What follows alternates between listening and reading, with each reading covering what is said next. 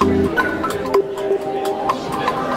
favorite comment. All right, so it's Anthony Johnson, MarijuanaPolitics.com, here with Congressman Dana Rohrabacher and Freeway Ricky Ross. And Ricky, let's talk about a little bit about your discussions with the Congressional Black Caucus and our drug laws today. Well, it was really for me crazy, right? Because one time I was considered America's most wanted, most hated, and to get to go to Washington D.C. and address the lawmakers was like, wow. Is it possible, and only in America can a person get that kind of opportunity. And to see our people kind of like waking up now and knowing that I'm not a villain. I never shot anybody. I never shot at anybody. Only sold drugs, and part of the reason I sold drugs is because the school system had failed me. I never learned how to read. I didn't learn how to read until I was 28 years old, sitting in prison. Wow. That says a lot. And then I went from not being able to read to reading law books. And now, I'm a best-selling author. Matter of fact, I want to give this to you. There you go. And I'm going to tell you something else that a lot of people don't know. Our kids in our schools, I go out and talk to schools all the time. Our kids want to read my book, but I don't have the money to give it to all the kids. So I've been telling people that our kids want to read this book. They want to know what really happened because they trust me.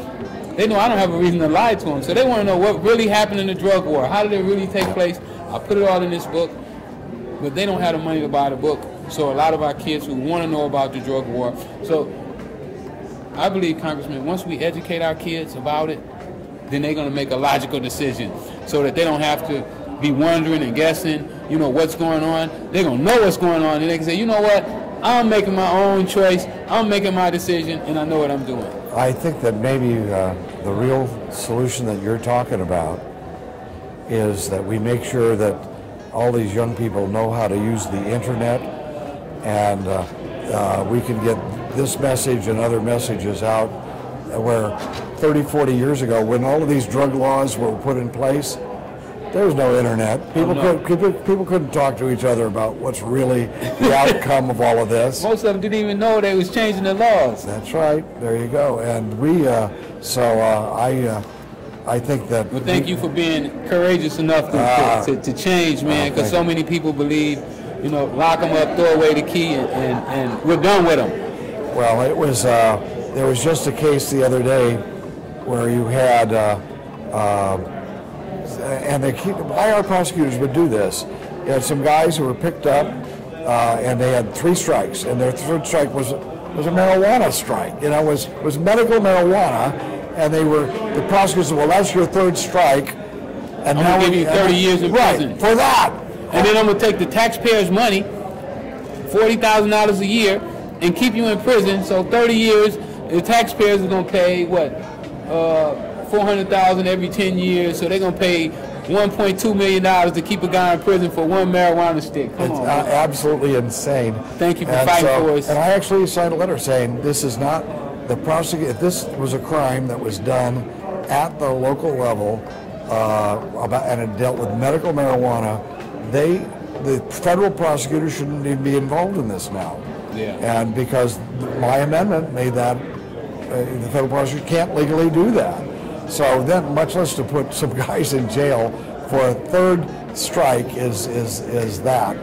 Insane. Yeah, it's insane. And then now you're going to take from the schools so the kids could have money at the schools to buy my book and educate themselves about drugs.